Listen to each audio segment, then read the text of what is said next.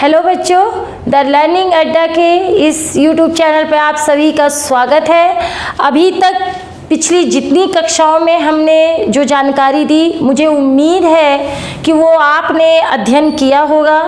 कुछ बच्चे कमेंट्स में नमस्ते और हेलो बहुत सारी चीज़ें लिखकर भेजे। अच्छा लगा कि अपनी मैडम को याद करते हैं और मुझे उम्मीद है कि जो चीज़ें मैं इस बार लेकर आई हूँ वो आपके लिए नई चीज़ें होंगी और आप उससे कुछ नए प्रश्न सीखेंगे। हो सकता है आगामी परीक्षाओं में वो आपके लायक हो। सो कोशिश ये करिए कि मैं जो कुछ आपको बता रही हूँ उसे पढ़ते रहिए। अगर आप पढ़ेंगे नहीं तो मुझे नहीं लगता है कि आप एक अच्छे से अध्ययन के स्तर पे पहुँच सकते हैं। तो शुरू करते हैं अपनी की क्लास।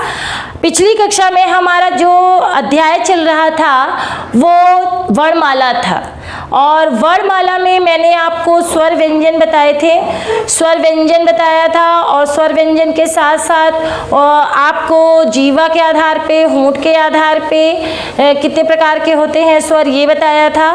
अब हम कुछ और भी चीज़ें सीखेंगे, ठीक है। सो आपने पढ़ा होगा अभी तक अल्पप्राण, महाप्राण, संयुक्ताक्षर कैसे वर्ण शब्दकोश में किस क्रम में आते हैं और भी बहुत सारी छोटी छोटी चीज़ें जो आज हम आपको बताने वाले हैं। तो तैयारी के लिए सभी लोग तैयार हैं, तो चलते हैं अपनी उसी पढ़ाई की कक्षा में। आ जाइए और सभी लोग शेयर, लाइक, सब्सक्राइब जरूर करिए क्योंकि ये आपका अपना YouTube चैनल है जिसके थ्रू आप जितनी जैसी जानकारी चाहेंगे, जिस विषय में चाहेंगे, आपको उपलब्ध होगी। सो बात करते हैं आज वर्णमाला के। वर्णमाला आपका पहला ही चैप्टर चल रहा है और उसके दूसरे पार्ट पे बात करते हैं, ठीक है। सो हम लोगों ने उस दिन पढ़ा था जीवा के आधार पर तीन तरह के। एक बार फिर से पुनः आपको दोबारा थोड़ा सा हल्का सा बता देती हूँ। जीभ के आधार पर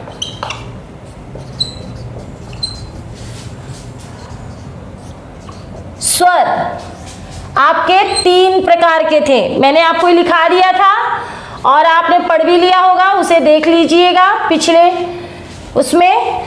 दूसरा मध्य स्वर, तीसरा पश्च स्वर। अब आते हैं हम लोग होंठ के आधार पे।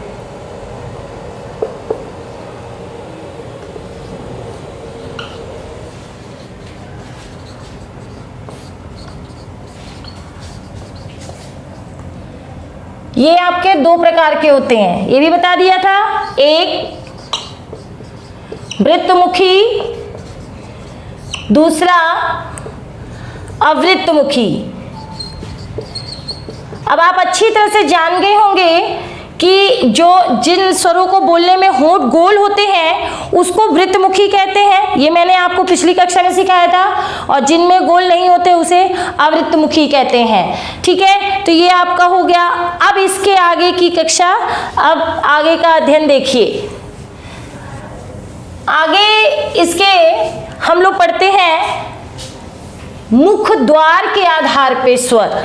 मुख द्वार, भाई मुंह खोलने का एक सिस्टम होता है और उस सिस्टम के आधार पर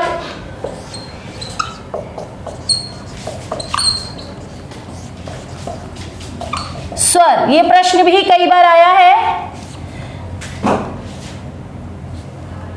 चार प्रकार के। देखिए, अगर आपको कहीं कोई दिक्कत है, जैसे कि एक बच्चे ने कहा कि मैडम प्लुत भी स्वर होता है, ठीक बेटा, उसके बारे में चर्चा करेंगे। इसी वर्णमाला के अध्याय में हम लोग चर्चा करेंगे, लेकिन अभी तो हम ये बता दें, ठीक है। मुख द्वार के आधार पे स्वर चार प्रकार के होते हैं। कौन कौन से देखिए। पहला होता है विवृत। अच्छा, आपको बहुत लंबी लंबी परिभाषाएं पढ़ने की जरूरत नहीं है, इसका एकदम छोटा रूप पढ़ लीजिए। विवृत का मतलब होता है पूरा खुला मुख, पूरा खुला मुख। अब किस स्वर को आप बोलते हैं तो मुंह पूरा खुल जाता है। जाहिर सी बात है, जब तक हम लोग प्रैक्टिकल नहीं करेंगे तब तक हमें नहीं आएगा। आपने देखा होगा छोटी कक्षाओं में जो टीचर नर्सरी कक्षा में एलकेजी यूकेजी में पढ़ाया जाता है तो उसमें सिखाते हैं टीचर, मैंने भी कई बार देखा है कि वो सिखाते हैं कि आ, ठीक, हम स्पष्ट बोल रहे हैं, लेकिन कई बार टीचर इस तरह से पढ़ाते हैं, छोटा बड़ा। जब दोनों में आपने बड़ा आ बोल दिया, जब आपने आ ही बोला तो कैसे पता चला कि छोटा है कि बड़ा है? आप ये समझिए कि पूरा खुला मुख तो आ यानी कि हमारा बड़ा। दूसरा अर्धविवृत, अर्धविवृत यानी आधा खुला मुख,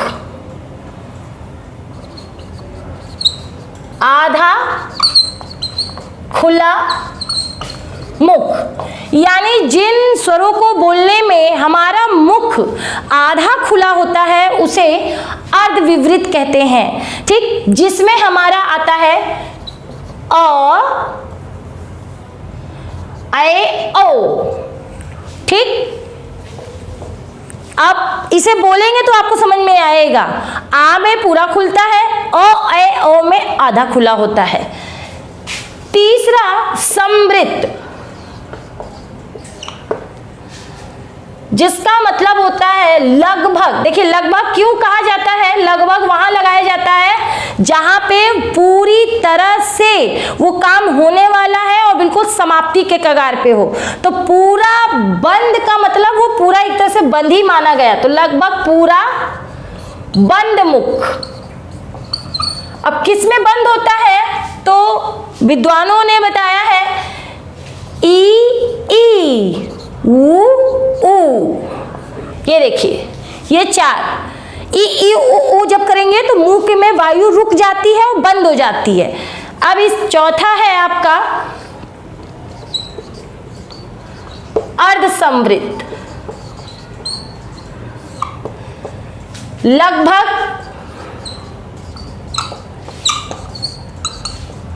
आधा बंद मुख।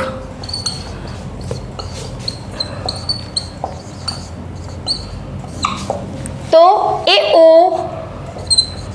ये दो आते। ये प्रश्न आपके आते हैं, कई बार कहता है कि मुख विवर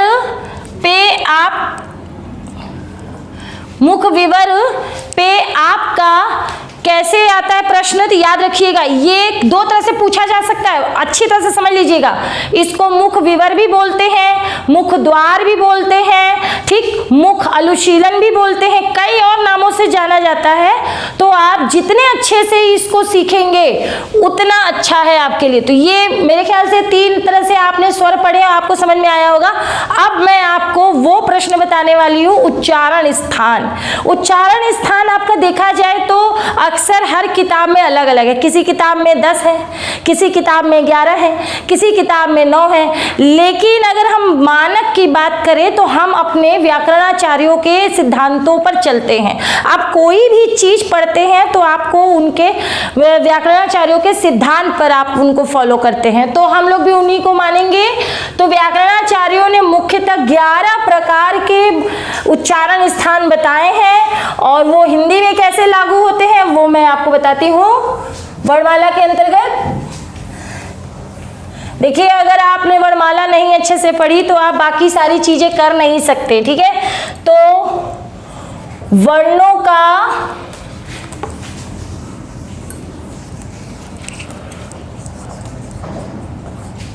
या अक्षरों का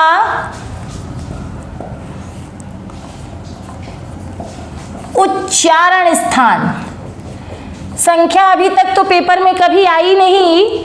वर्णों का, अक्षरों का, किसी का भी आप कह सकते हैं।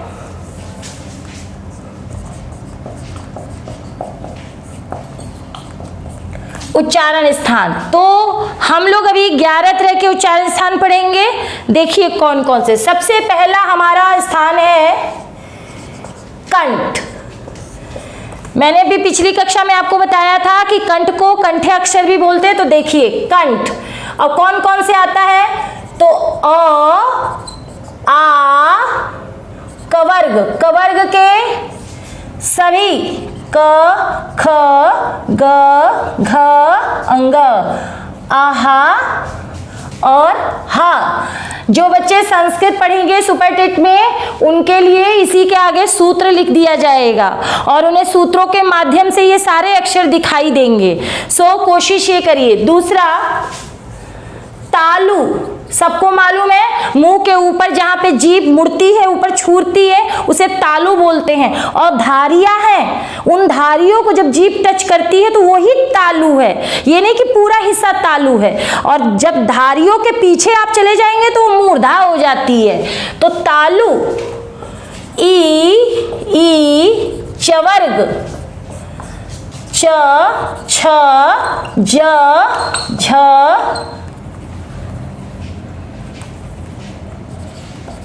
और इय, ये पांचों। और आपका साथ में आता है य और श। तीसरा मूर्धा, याद रखिएगा इनका क्रम मत बिगाड़िएगा बच्चों, क्योंकि पेपर में कई बार इनका क्रम लगाने का प्रश्न आया है, ठीक है, तो याद रखिएगा इस बात को। तो मूर्धा में री,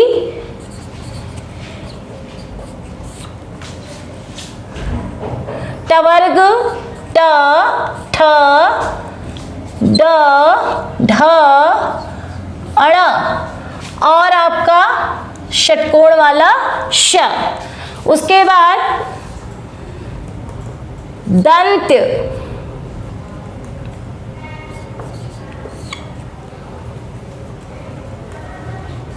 दंत। अब दांत से कौन कौन से बोले जाते हैं, तो टवर्ग,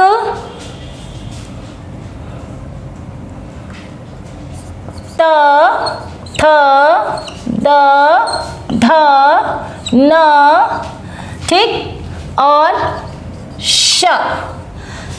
या एक प्रश्न आपका जो आता है तो वो उसके नाम से पूछा जाता है कि कौन सा तालव्य है, कौन सा मूर्धन्य है और कौन सा दंतव्य है। पांचवा आपका आता है ओष्ठ्य, ओष्ठ, यानी कि अब इसमें आते हैं आपके ऊ, ऊ पवर्ग, प फ ब भ म।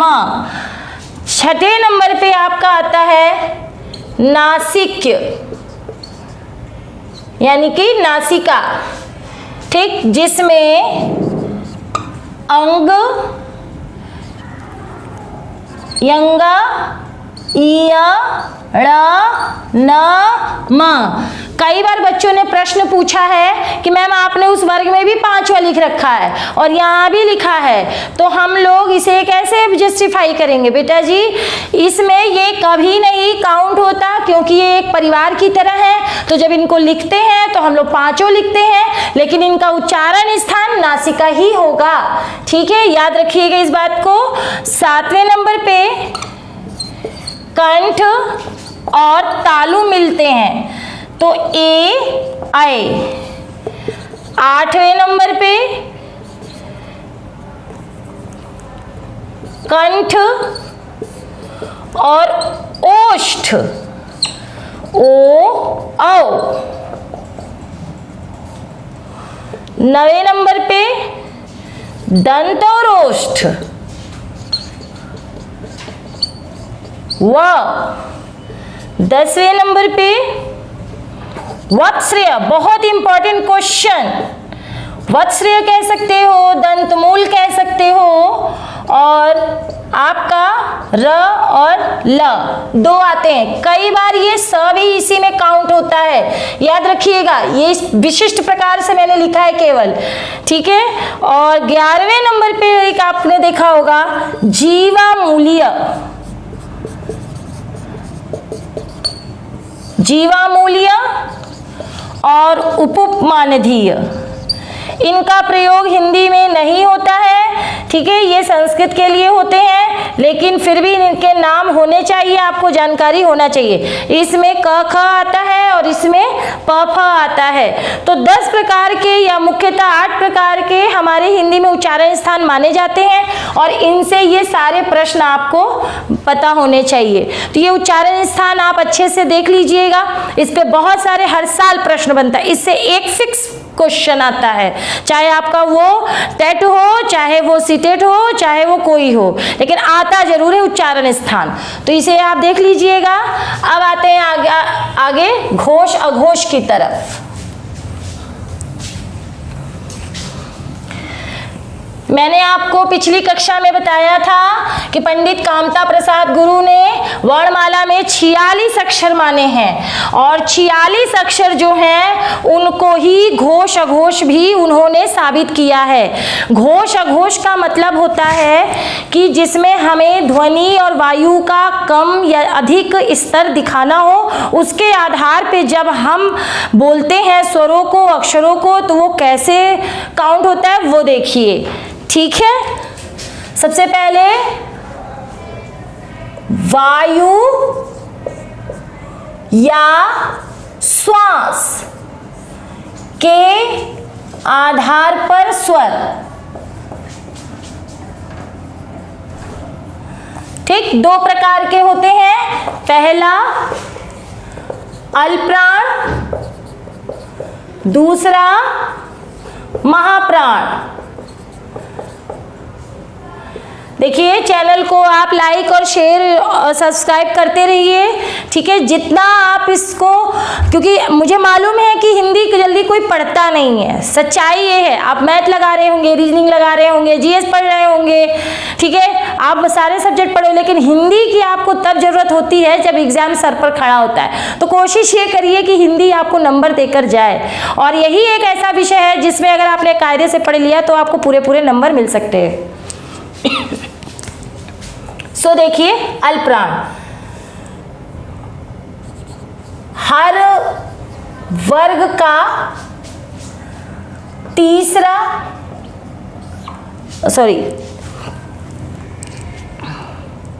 पहला, तीसरा और 5वां अक्षर।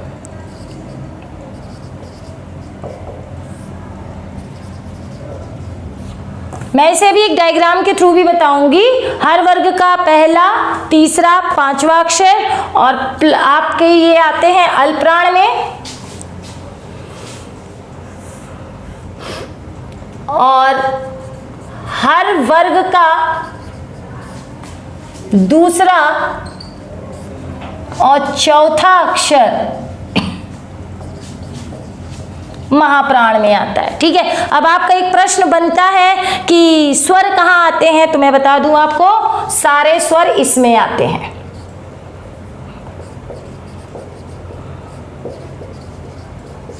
अल्पप्राण में सारे स्वर, और सारे स्वर का मतलब जो पंडित कामता प्रसाद गुरु ने बताया है आपको। ठीक है, तो ये आपके आते हैं। अब आते हैं हम लोग ध्वनि या कंपन के आधार पे स्वर।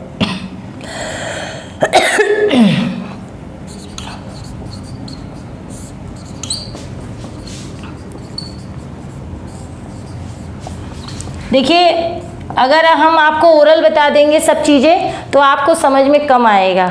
सो लिखना बहुत ज़रूरी है, तो आप लिख के पढ़ेंगे तो आपको ज़्यादा फायदा रहेगा।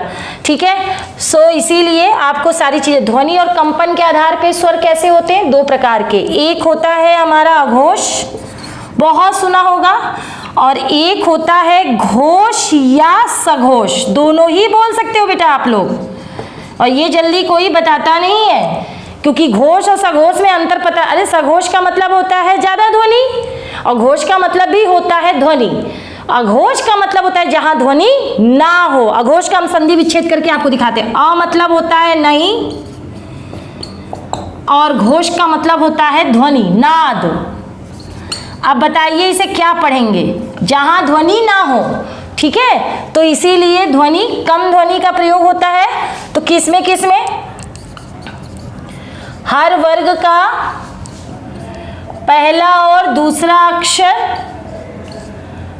ठीक है।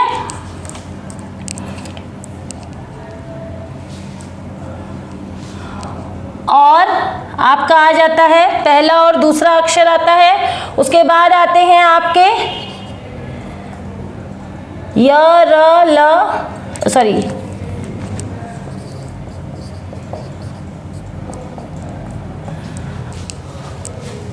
और हर वर्ग का तीसरा, चौथा, पांचवा अक्षर और सारे स्वर प्लस य र ल व। इसमें आपका आता है सारे स्वर के साथ य र ल व और श श श ह, ये आते हैं। ये याद रखिएगा। ये कंप्लीट आपका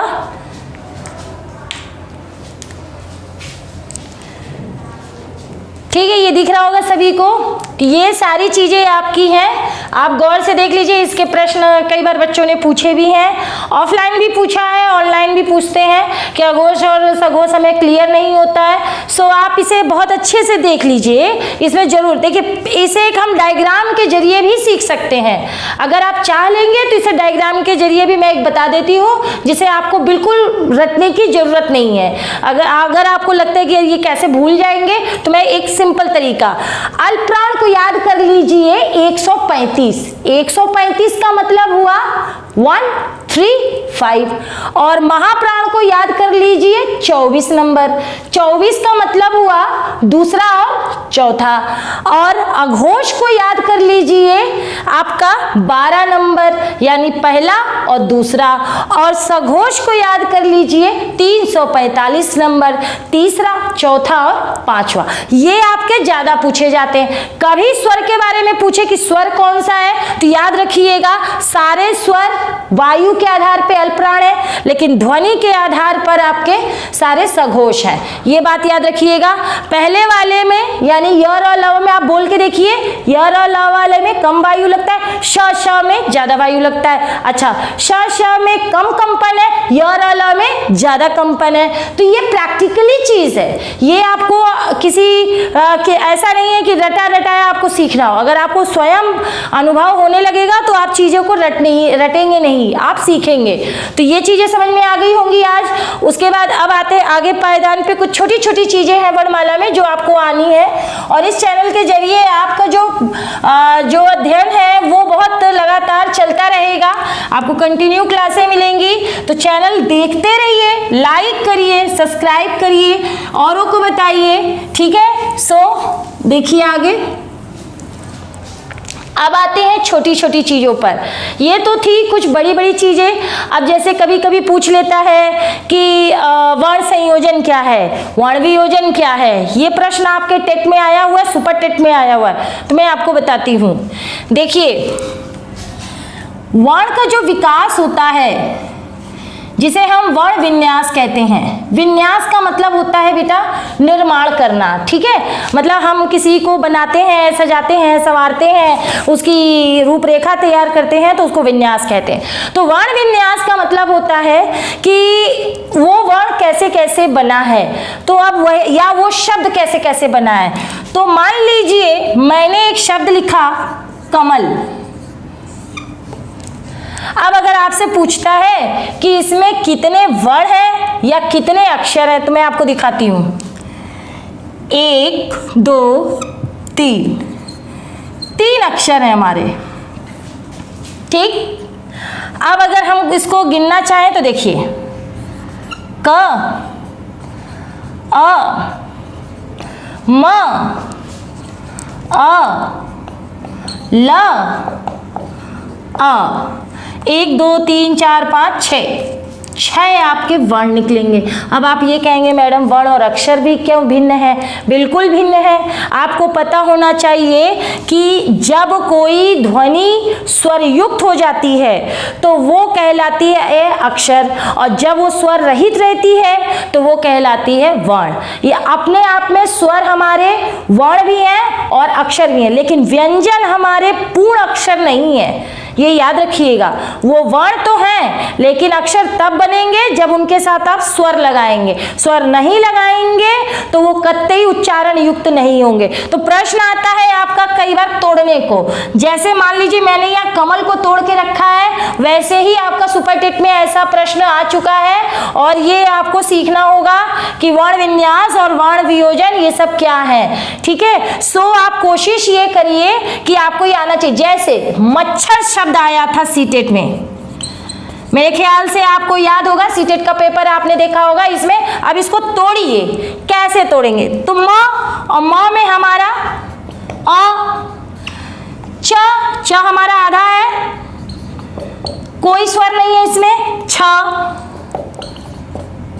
अ, र,